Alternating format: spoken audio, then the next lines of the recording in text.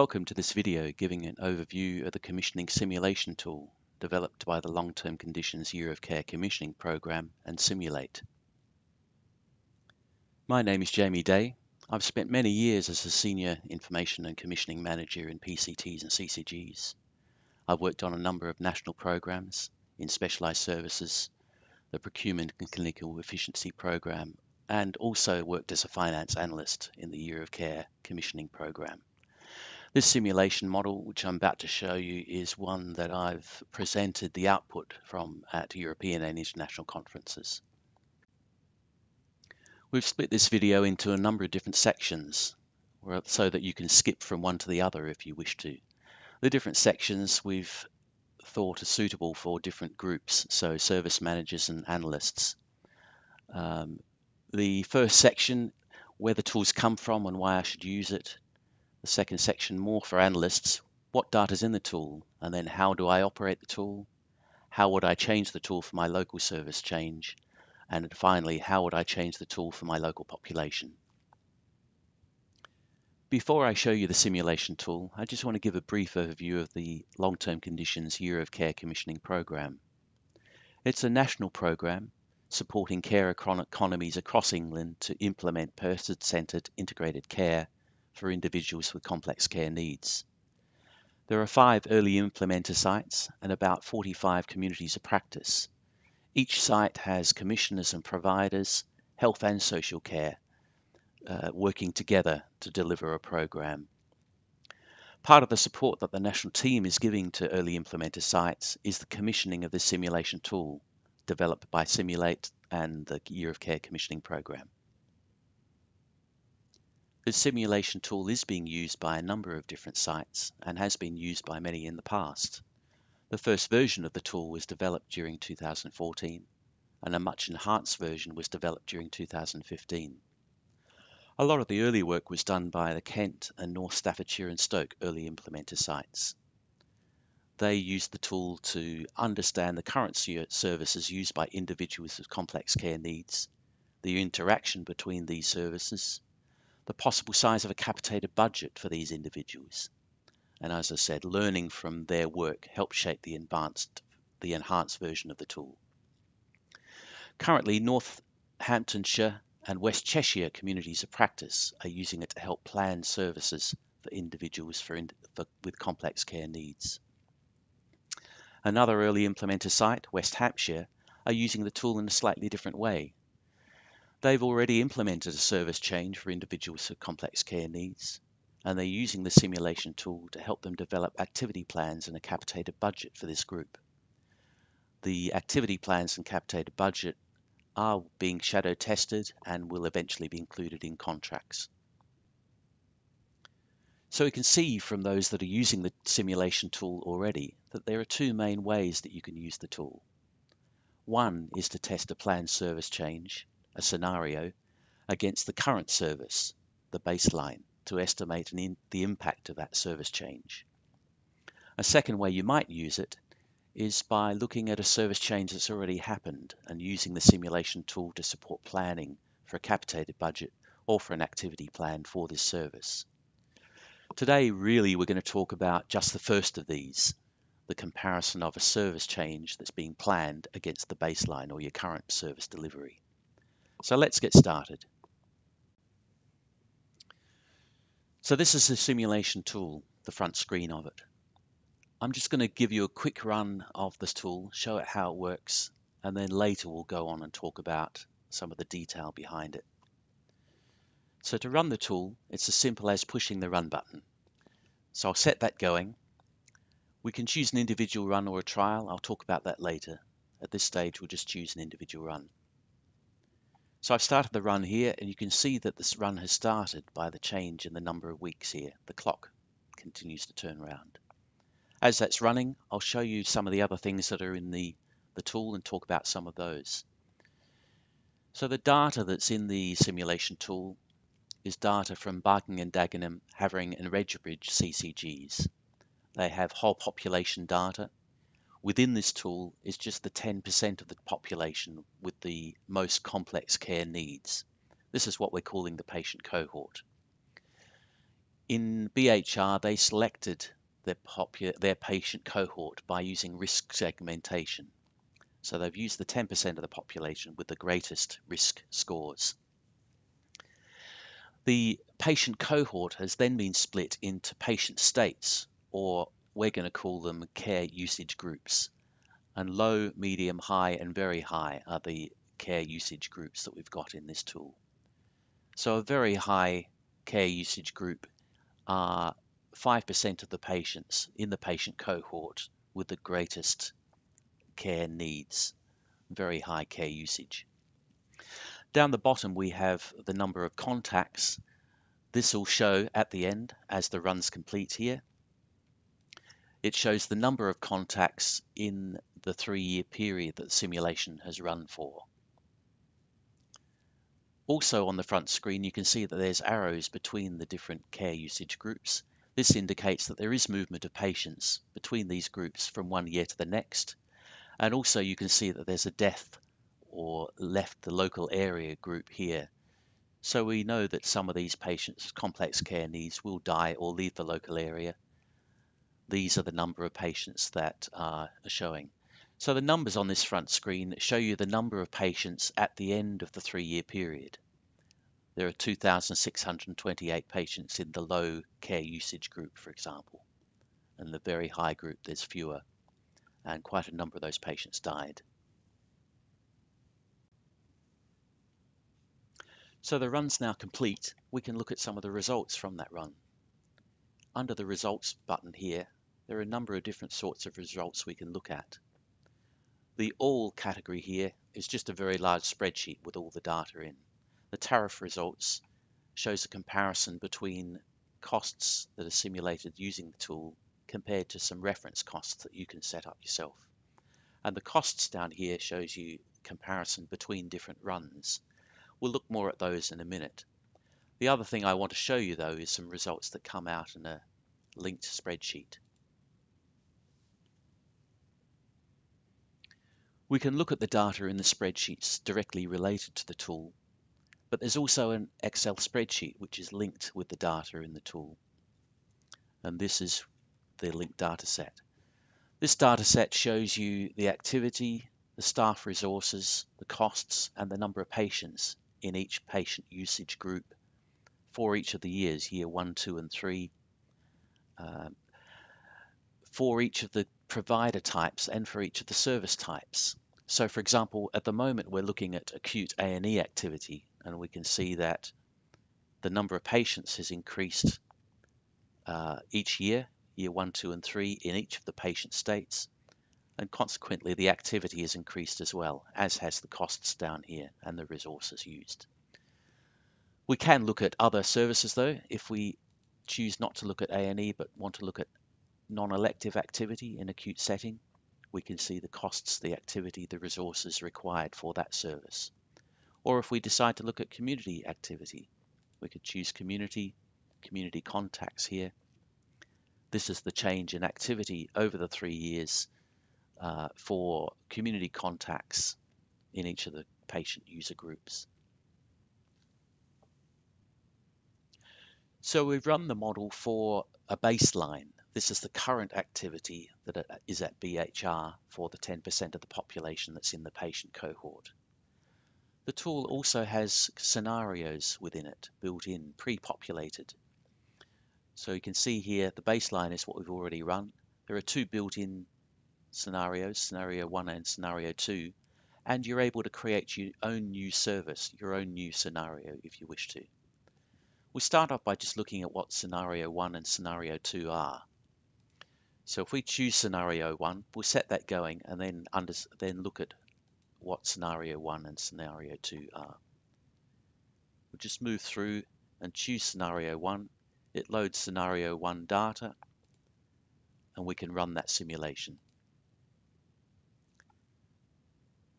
We'll choose an individual run again, and again you can see that it's running because the weeks are starting to change. So our first run of the simulation tool was a baseline run. This was looking at the current services in Barking, Havering and Redbridge CCGs. The tool also contains 2 scenarios pre-populated with information. These scenarios are set up based on evidence from areas where service change has already taken place. And we've used that evidence to change the data in the tool to match that service so that we can look at the impact of that service. The reason for having these scenarios is just to illustrate the sort of services that you might be able to test out using the simulation tool. So scenario 1 is a service change where they've increased nurse and allied health professional practitioner services in GP practices and community care, with the expectation that this will help reduce A&E and avoidable non-elective admissions. Scenario 1 is tested against 10% of the population. Scenario 2 is similar, but in this sense, this service change, they've introduced care navigators. This is a voluntary service which helps coordinate care for patients, helps communicate between providers, and reduces social isolation, with the expectation that these changes will help reduce non-elective admissions and A&E activity. Scenario 2 is just for 2% of the population compared to 10% for scenario 1. Okay, let's look back at the simulation tool. The run's now finished of scenario 1, so let's look at some of the results. What we're particularly interested in here in the results is to compare the baseline or the current service with scenario 1, which is the change in service, to see if we can understand what the impact of that is. To do that, the best way to do that is to look at the costs at a top level. The costs here show you a comparison between runs of the simulation tool. So here we've got run 2 is the run of the baseline, the current service. Run 3 is the scenario, which is the change service. In fact, what we can see here is that actually run 3 and run 2 are very similar. There's not a great deal change in costs between the years. So we can conclude from this that the scenario has, at a top level, has very little impact. If we were to delve down into the detail, and we'll do that later, we would see that there has actually been a change. There's been a reduction in A&E activity and a reduction in non-elective activity.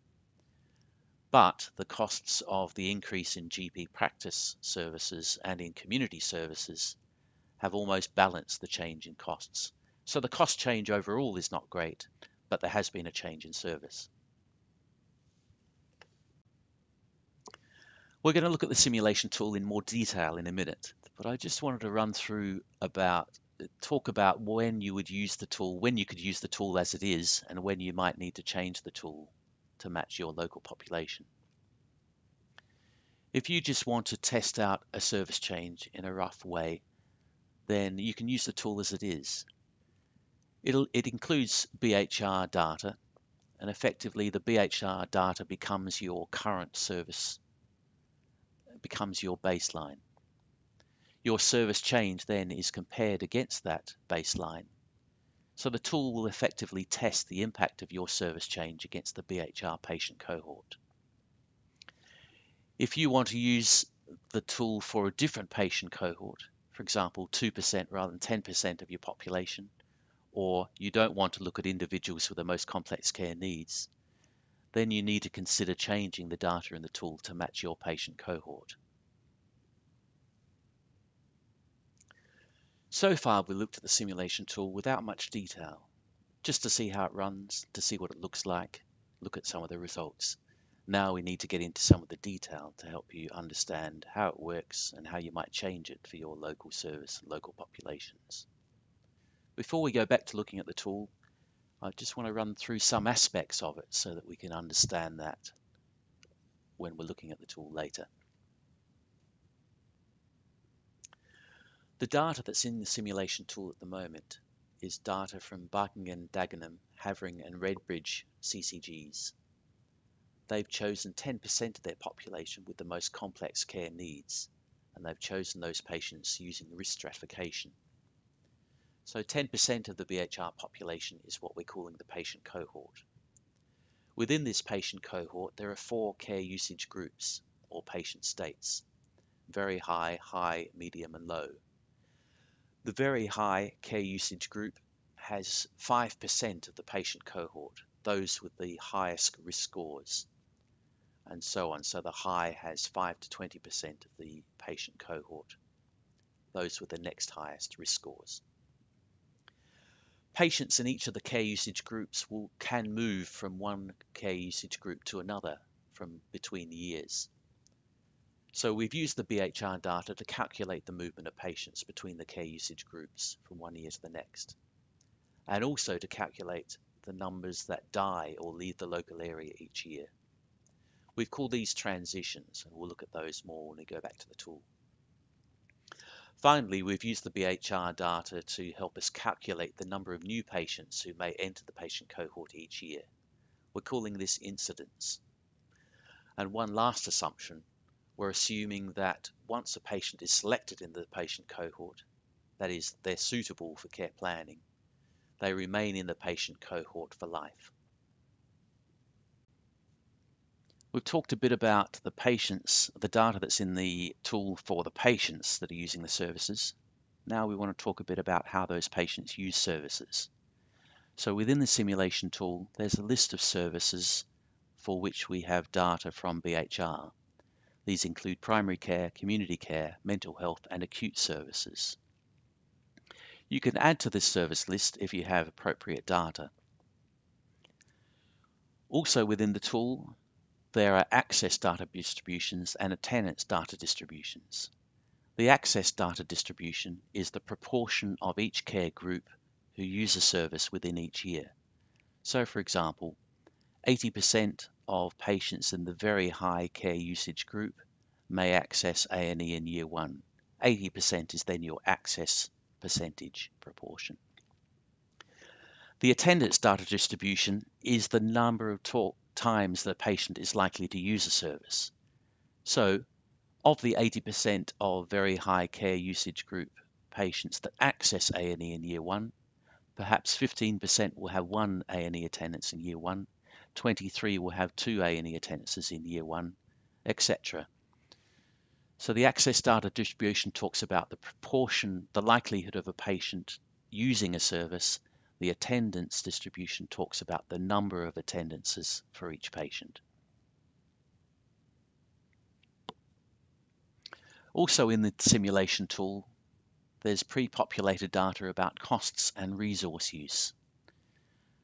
So for each activity unit, that's a community contact or a non-elective admission or a package of social care services, there's a distribution of costs.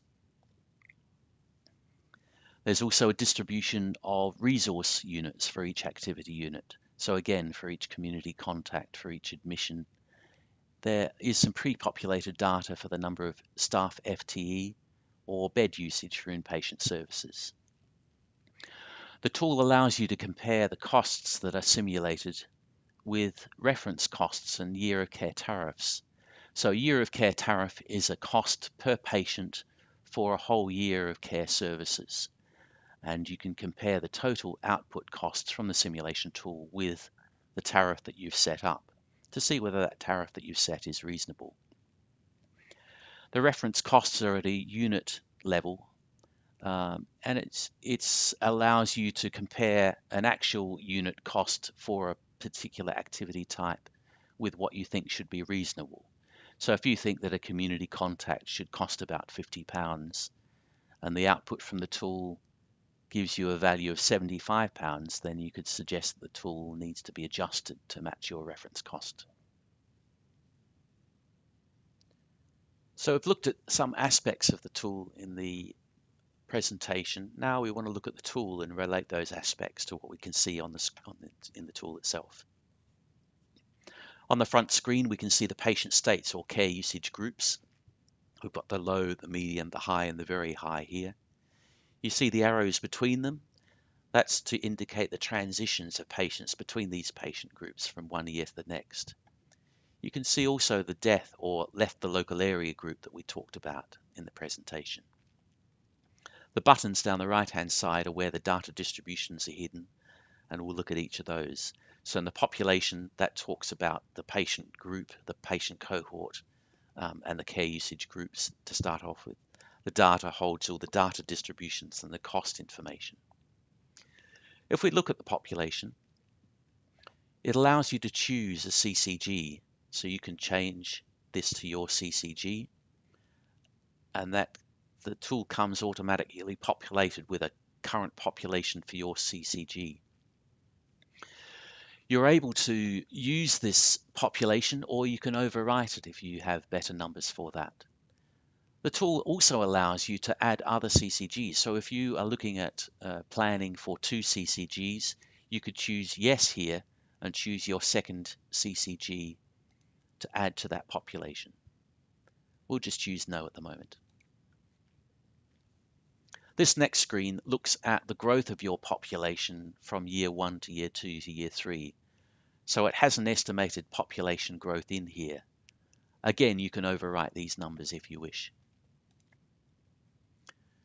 In the tool at the moment, there's BHR data. The patient cohort contains 10% of the BHR population. The tool allows you to change that 10% for the population you've chosen. Unless you've got a good reason to, I would leave that at 10%. The next screen looks at the incidence. These are the new patients coming into the patient cohort in years 2 and year 3.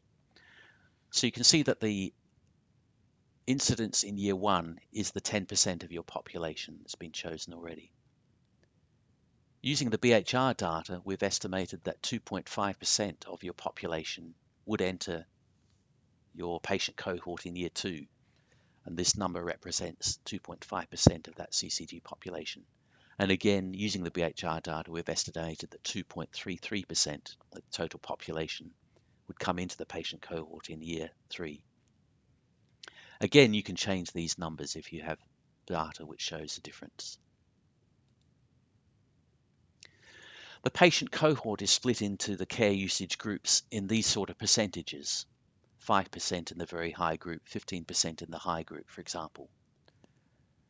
Again, you can change these setup percentages. Unless you've got a good reason, though, I'd leave them as they are. And finally, in this section, we're looking at the split of patients, of new patients moving into the care usage groups. So the new patients entering in year 2 and year 3, we're estimating that only 0.3% move straight into the very high care usage group. Most patients move into the lower care usage group. Again, if you've got your own data, you could change these values. Let's look now at some of the data distributions and the states within those. In the data tab, there's a whole range of spreadsheets that you can look at, data distributions and other information.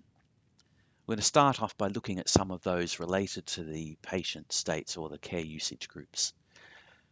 So if we look at the state names and choose that, you're able to change the names of those. So if you don't like calling them very high, high, medium, low, you want to call them something else, you have that option here. You just overwrite the values here and it changes throughout the tool. The other section in this that we've already looked at is incidence percentage. So if we click on incidence percentage, these are the percentages that we saw in the population tab. So 2.5% of the patient of your total population is coming into the patient cohort in year 2, 2.33% in year 3. If you want to overwrite those values and put them in as a different percentage, you can do that here. One of the other things that we've seen before are the state transitions. We talked about that before. If we look at the state transitions, this is the percentage of patients who transition from one care usage group to another, from one year to the next. So if we take this top example, we've got patients who are in the very high care usage group in year 1. 46% of those stay in the very high care usage group in year 2. 28% move to the high care usage group in year 2, for example, and so on. And you can see here that nearly 16% of patients die or leave the local area in year 2. This is based on the BHR data. There's a couple of things to note about this transitions table. Firstly, the sum of percentages across this row must add up to 100%. So if you're going to start changing these, you want to make sure that the sum of the percentages add up to 100%. The second thing to note is that we've left at the moment this left cohort. So these are patients who might leave the patient cohort between year 1 and year 2. At the moment, that's set at 0. So we're assuming that patients, once they become part of the patient cohort, always remain within the patient cohort. So you could change this to have some patients move out if that's your service model. And the final thing to note is that we've actually, at the moment, this is set up so the transitions are the same in year 1 to year 2 to year 3. If you think that they will change, or you have data to suggest that those transitions will change from one year to the next, you could change those values here.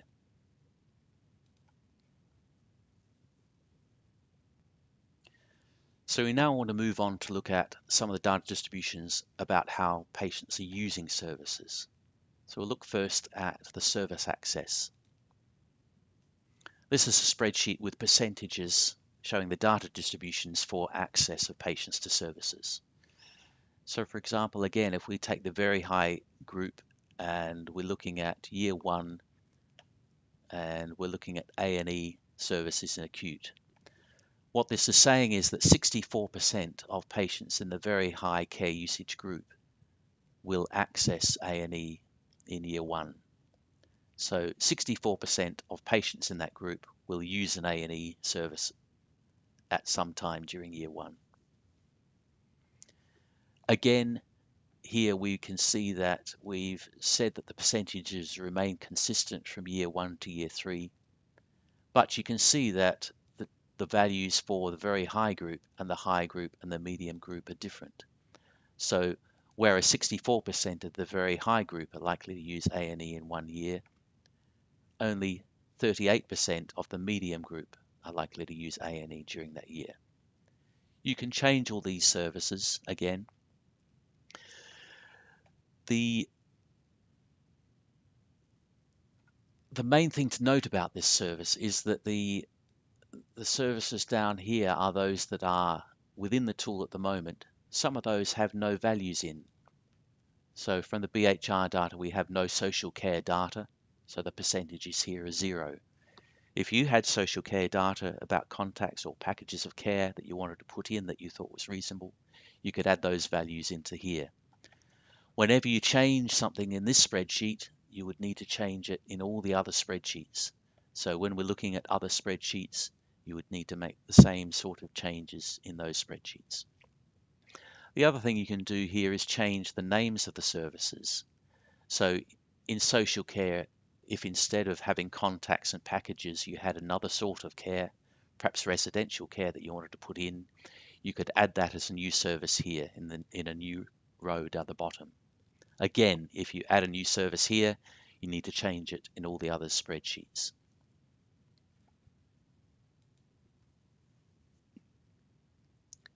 So that was the data distribution for access to services. Now we want to look at the data distribution for attendance of services. Again here, remember that the attendances these are patients who we know are going to access a service, and we're just looking at the numbers of times a patient will access a service. Here, they've split up the spreadsheets into the care usage groups, so you can choose each of the care usage groups and just look at that distribution. If we just choose the very high care usage group at this stage, it's a very large data distribution. It has the number of attendances down the right-hand side, down the first column, and across the top it has the service types, A&E, acute day case, elective, non-elective, and so on, right across to mental health and social care at the end, GP practice. The values in each of the squares are the percentage of patients who have the number of attendances on the left-hand side. So, for example, in year 1 for acute A&E, patients in the very high care usage group, 36% of patients who will access A&E will only have one A&E attendance. 40% or 39% of patients in the very high care usage group who are using A&E services will have 2 A&E visits in that year. and then coming down to 9, about 1% of patients in the very high care usage group will use A&E services 9 times within the year.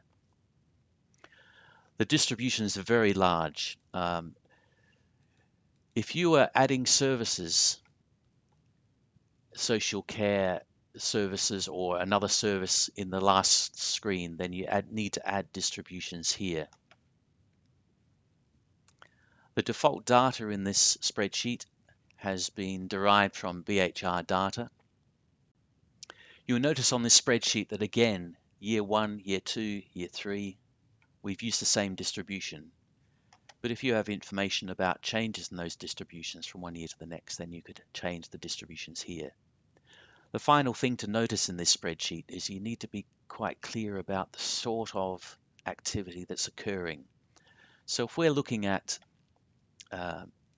acute non-elective activity, the percentage here is the percentage of spells. So 44% will have an acute non-elective spell, one non-elective spell in year 1. 29% will have 2 spells in year 1. When you get to mental health in patients, the type of activity here is occupied bed days. And so there are very few patients that just have 1 occupied bed day in a year, or no patients. But about 7 or so patients will have 2 occupied bed days in a year.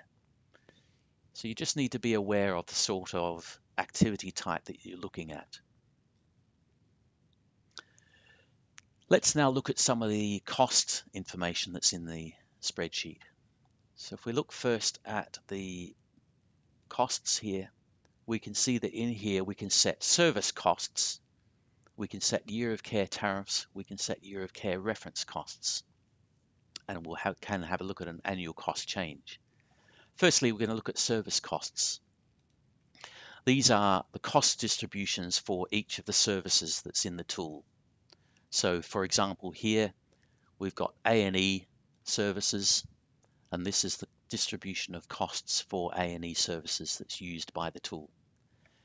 The categories for this are £50. So this first row here is 0 to £50. The next row is £50 to £100. The third row is £100 to £150. So the data distributions are in £50 groups. The values in here are percentages. So for A&E, there are the cost of an A&E attendance. 0% of those are less than £50. 39% cost between £50 and £100, for example. And that works right across the board. There are 2 ways you can use this spreadsheet. You can use a distribution, which we've done for most of the services. But you can see here in community, we don't have a distribution. We've just set a fixed cost for community services, for community A&E, for community contacts. So what we're saying here is that we know that all community contacts cost £70. So we don't need a distribution. We can just have a fixed cost and enter that here. The distributions here are used for all years for all care groups. So there are not different cost distributions for different care usage groups. The values here have been calculated using the BHR data. For acute services, they're likely to be quite accurate because they're going to be based on national tariff.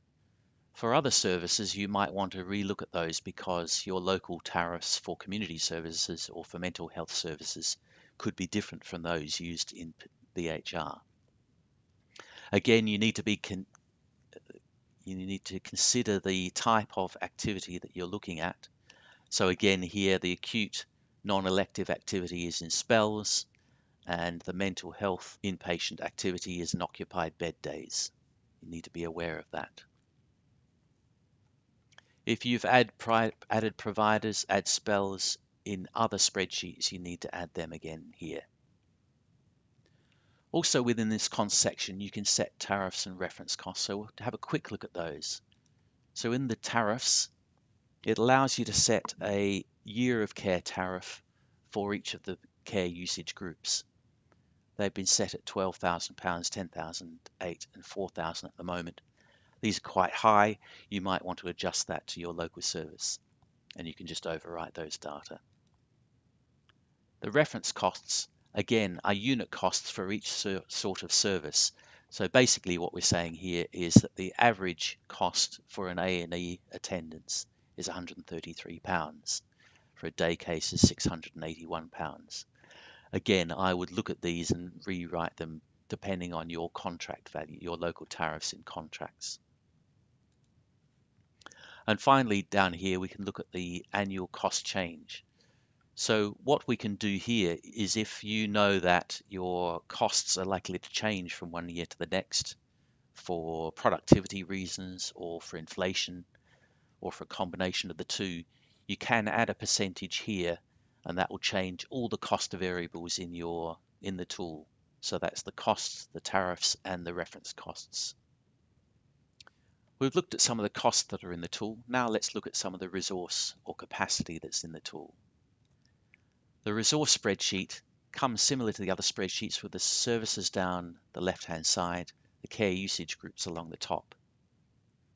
For each sort of activity, you can choose what sort of resource type you want.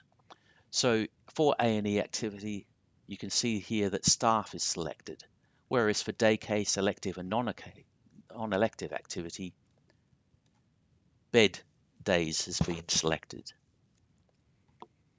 In fact, for all the inpatient services, bed days has been selected, and for all the others, staff FTE has been selected.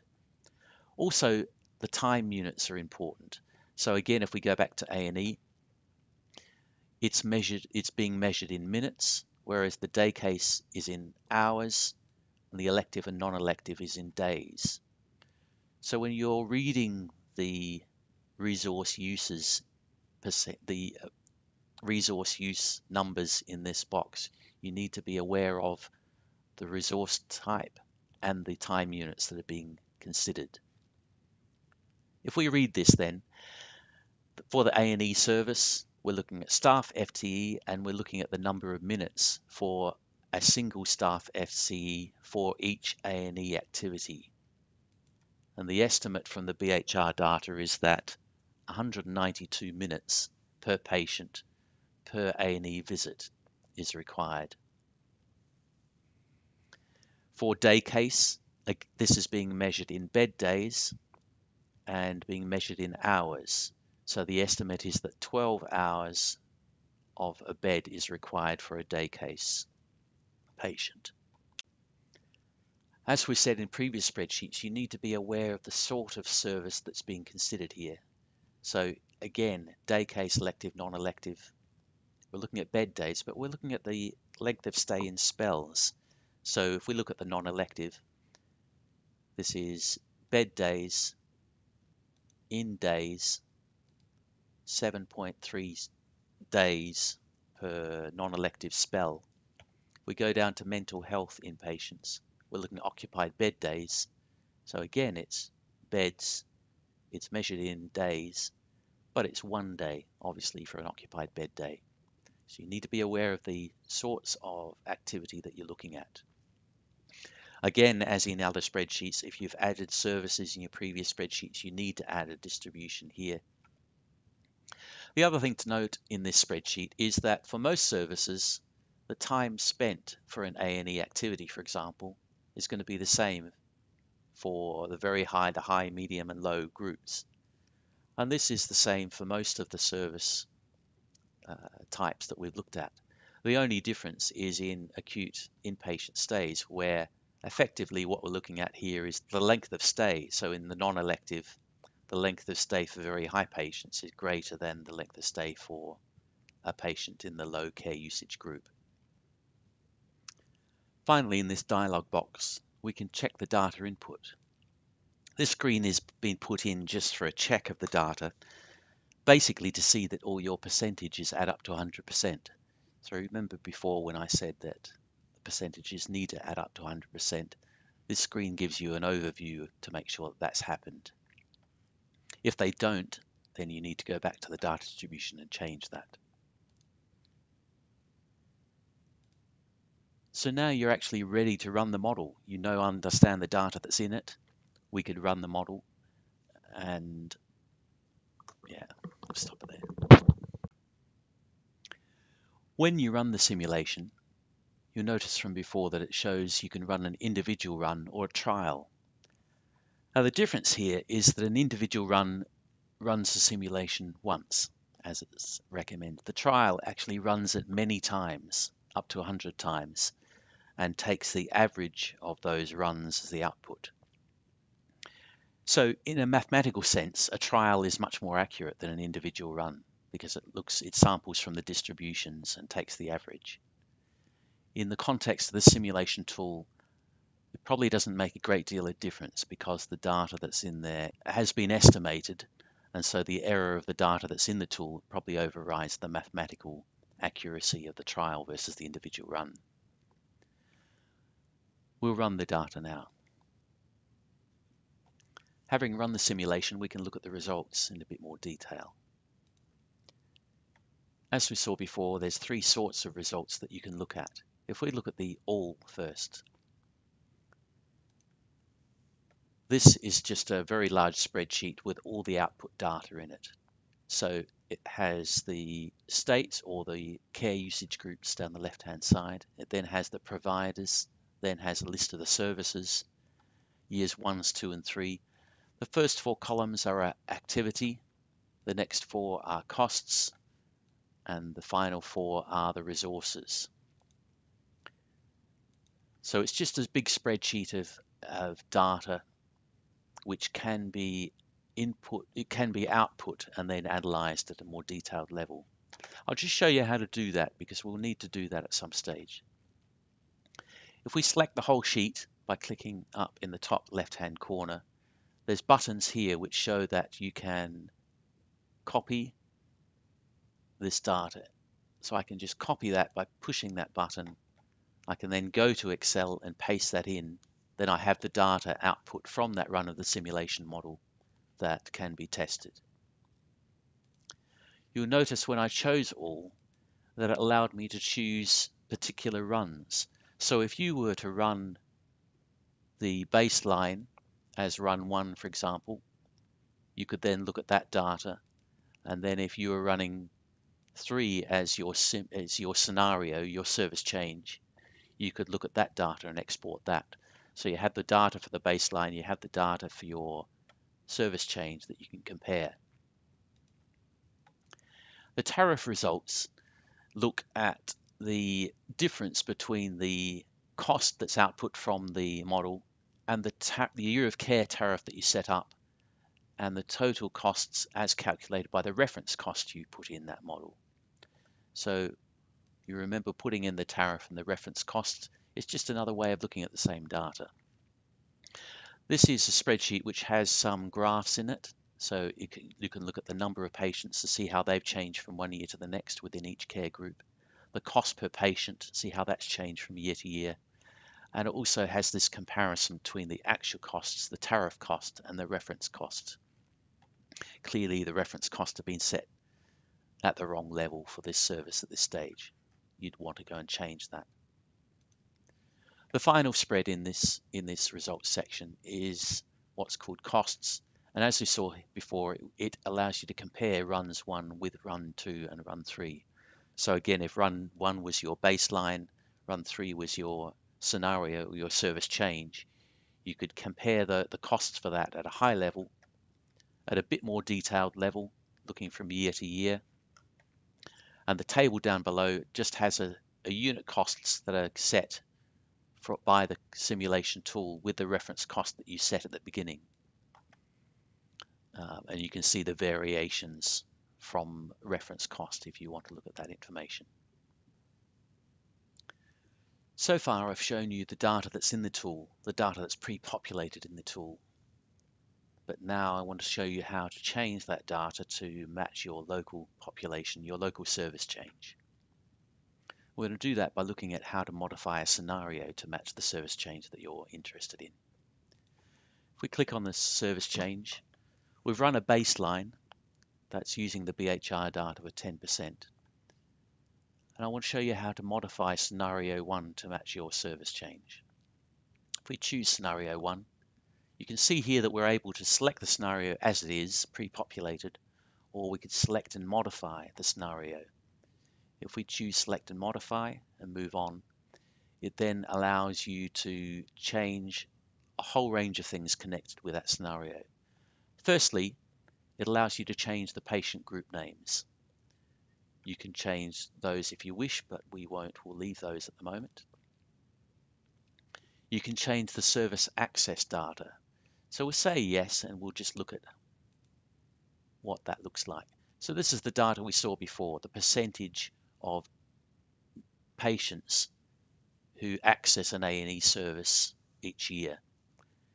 You can manually change these values. So if we wanted to change that to 69%, we just type in 69 and that automatically changes. When we click OK, that would be automatically saved. We won't change that for now. We'll keep that as 63.75%. It then allows you to change the attendance data distribution. And again, if we select yes and have a look at that, you remember this is now the percentage of patients who have one A&E attendance in the year, and the percentage that have two, and the percentage that have three A&E attendances each year. This is a very complicated spreadsheet, so if you were to go in manually and start changing distributions, that would be very difficult. And remember that each of the percentages, the columns here, the total of those percentages must add up to 100%. So there is another way of doing that, is to export the data to Excel, change it, and then paste it back in. I just want to show you how to do that. So we showed you how to export before. You select, highlight all the data, copy it, and then you can go to Excel and paste it in.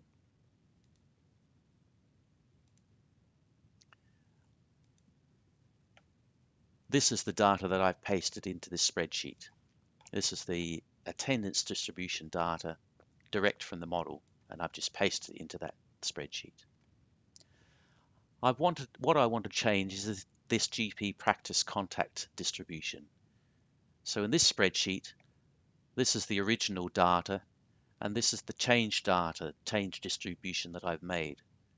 I've worked out some way of manipulating that data over here, and I've just drawn this graph to show how we might how that distribution has changed. So here we can see the number of contacts, GP contacts across the bottom here, and the number of the percentages of patients within the care group who are using that up the right hand side. The original distribution was the scenario line, the orange, and the change distribution is this grey line. So you can see I've changed the distribution. So I can copy this new data here and paste it directly into the distribution that I want to change. And I will use the same distribution for all 3 years. This is now the full change distribution. So again, I can copy that spreadsheet,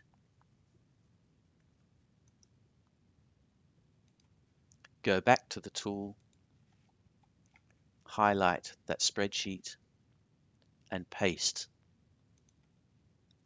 That is now overwritten that distribution. And if we go across to the GP practice values,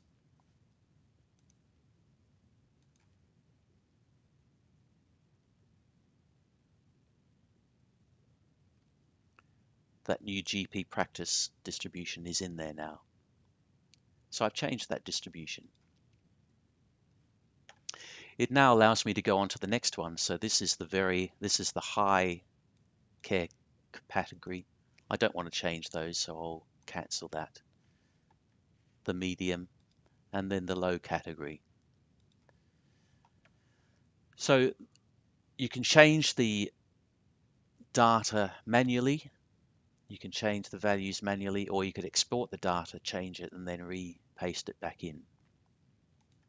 So we now have scenario 1 slightly changed with that changed GP practice distribution.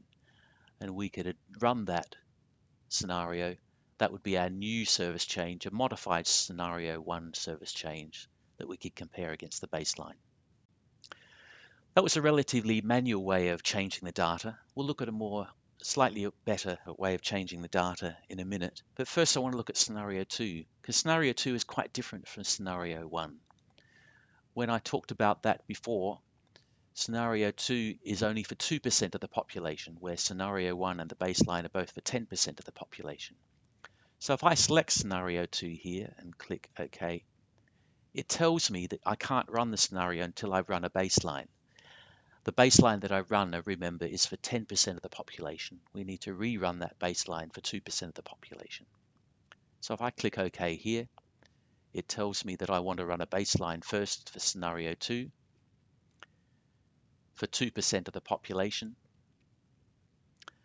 And so because it's 2%, these numbers have changed. The numbers coming in the first year, coming in the second year, coming in the third year. I'm just going to run this scenario, the baseline, as it is. It loads that data, and I can run that simulation as an individual run. So we've run scenario 2 baseline.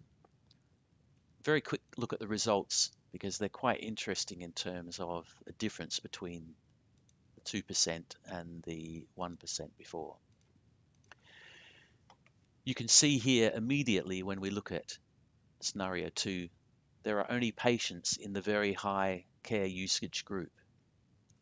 So what scenario 2 has done is it said we're using 2% of the population. We don't actually split that 2% into care usage groups at all. So we've combined all of those patients in the patient cohort into one care usage group. We won't look at these data, the data in detail at the moment. I just wanted to show you that difference. If we go back into scenario 2 now, it now will allow us to, we've run the baseline, we can now choose to run the scenario to compare against that baseline. Again, it tells us it's 2% of the population. It gives us the numbers that are going to be in the patient cohort in each of the years. Just going to select to run the scenario as it is.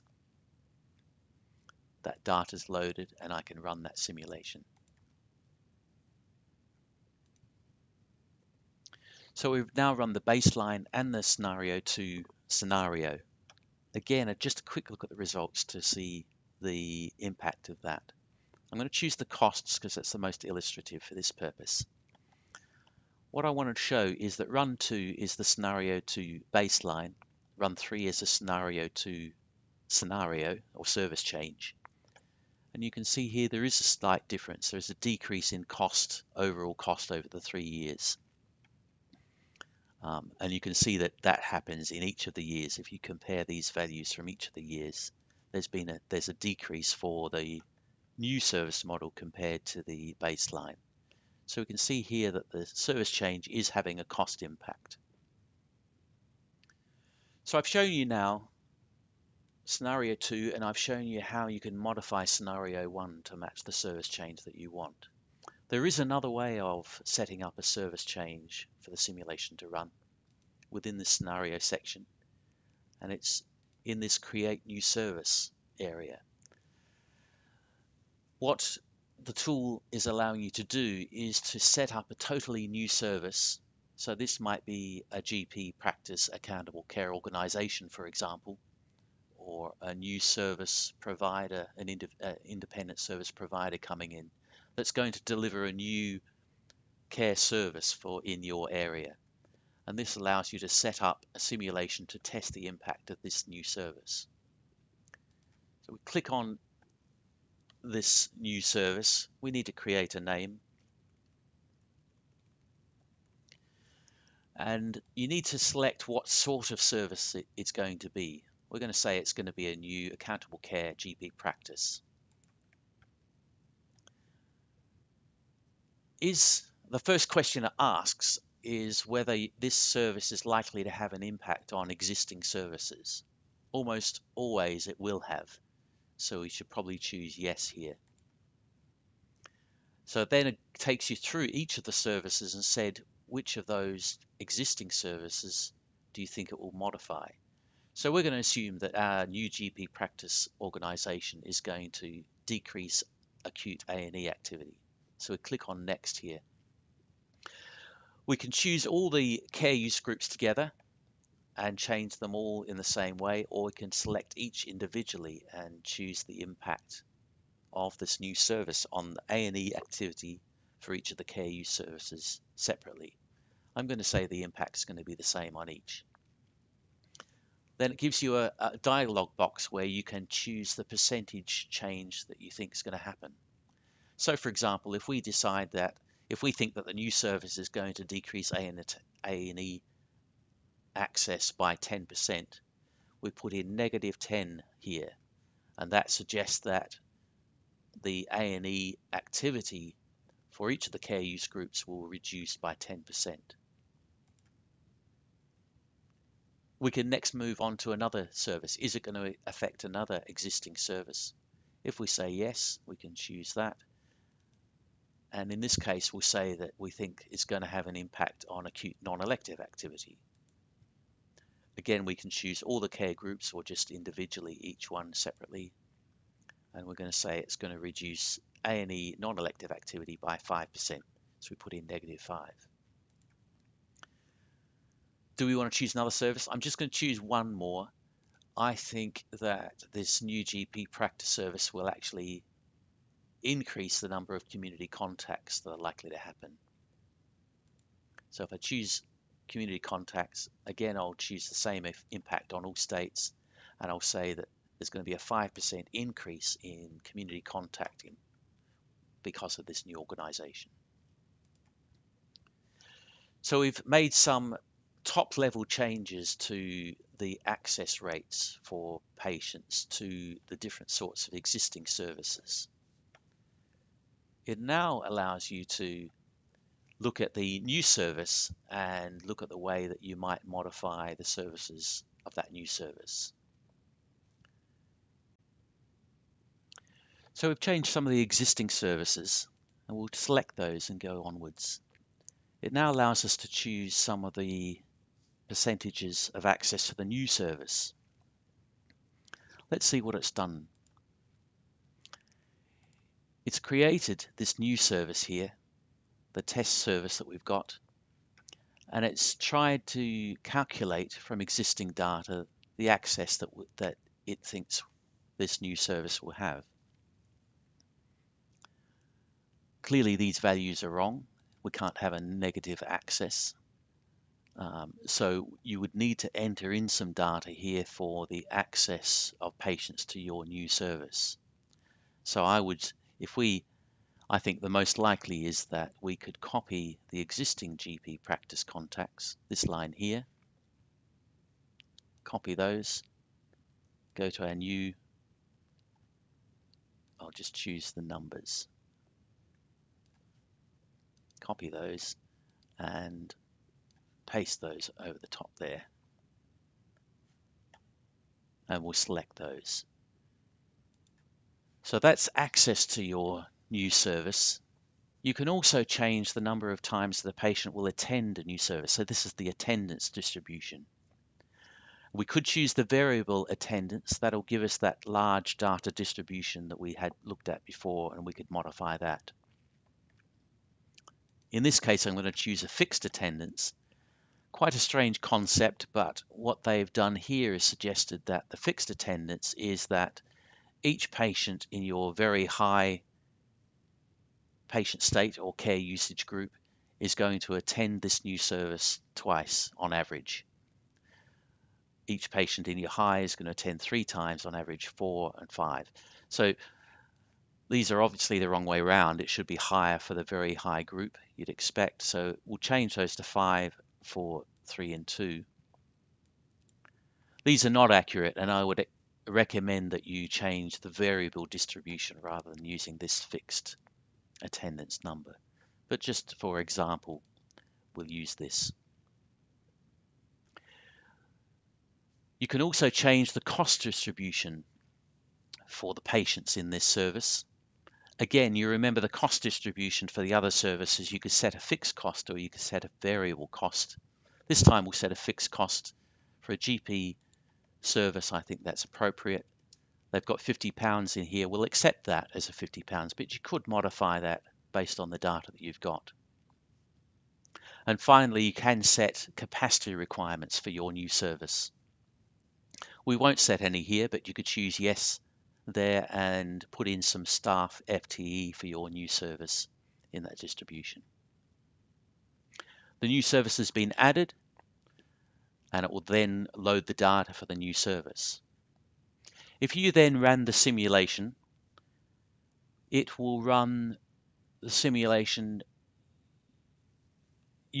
adding that new service to the baseline data that you had before, with the modifications that you set for existing services and the percentages and data distributions you put for your new service. So that gives you another way of looking at setting up a new service and setting up the simulation tool for that new service. In the previous section, I've shown you how you can change the data that's pre-populated in the model to match your local service by changing one of the existing scenarios or changing the baseline or creating a new service and putting that data into the model using the new service wizard. We need to go back now and talk about how you would adapt the tool for your local population and whether it's worth changing just a scenario to match a new service, or whether you should go back and change all the data that's in the tool for your local population. So you should consider changing the underlying data to match your local population data if you've used a method other than risk stratification to segment your population and to split your patient cohort into care usage groups.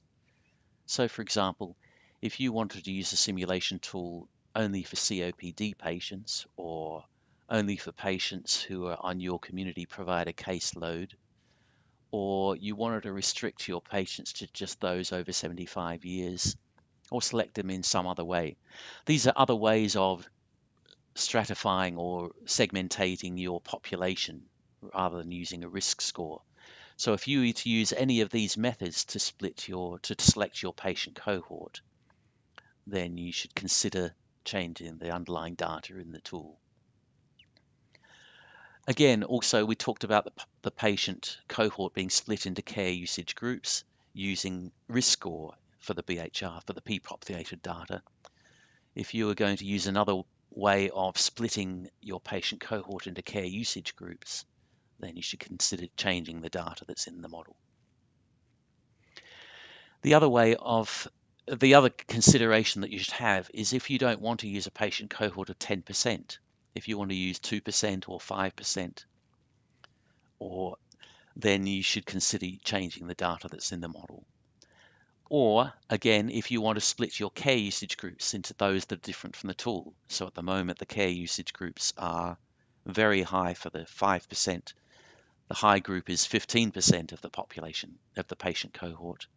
Your medium is 30% of the patient cohort.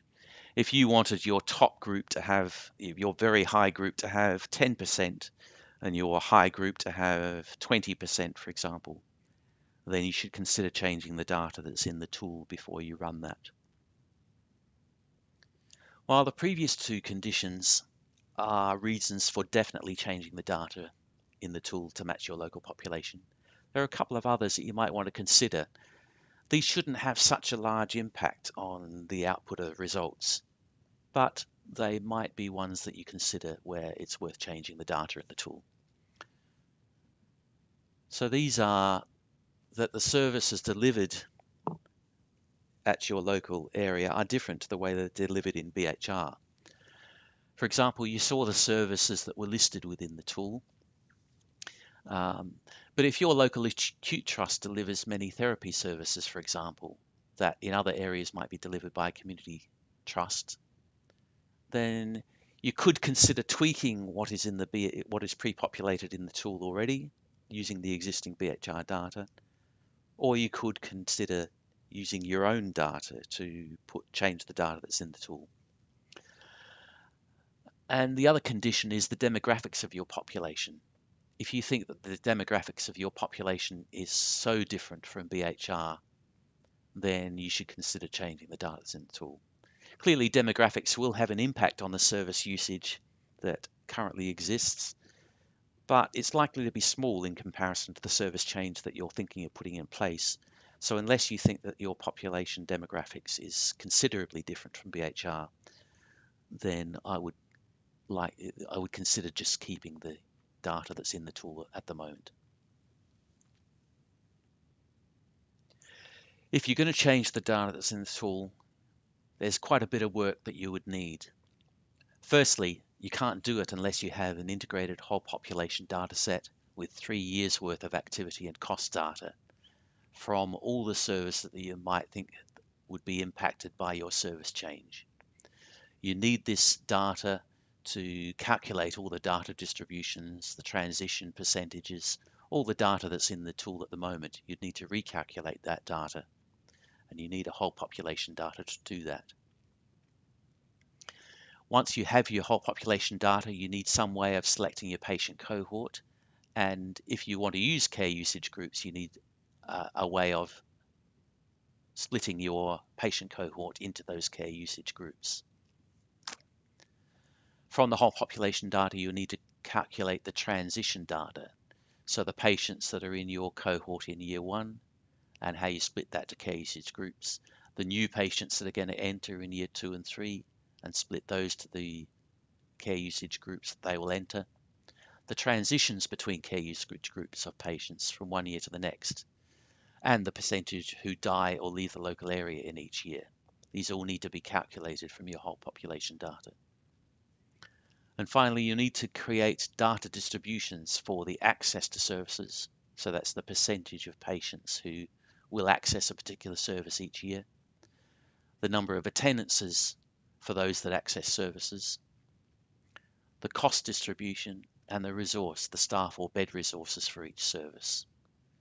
There's a lot of work that you would need to do to change all the data in the tool, but it's necessary to do this if you're going to use it for a significantly different type of service or a different population than the BHR data that's already there. That's all I'm going to show you today.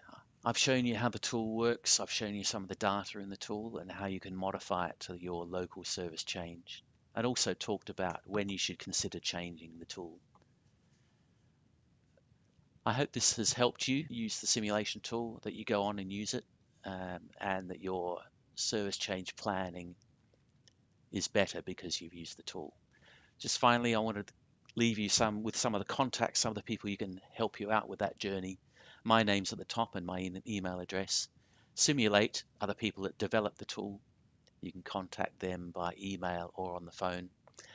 And the Twitter feed, the email address, and the website for NHSIQ are all still valid for asking or looking at information about this simulation tool.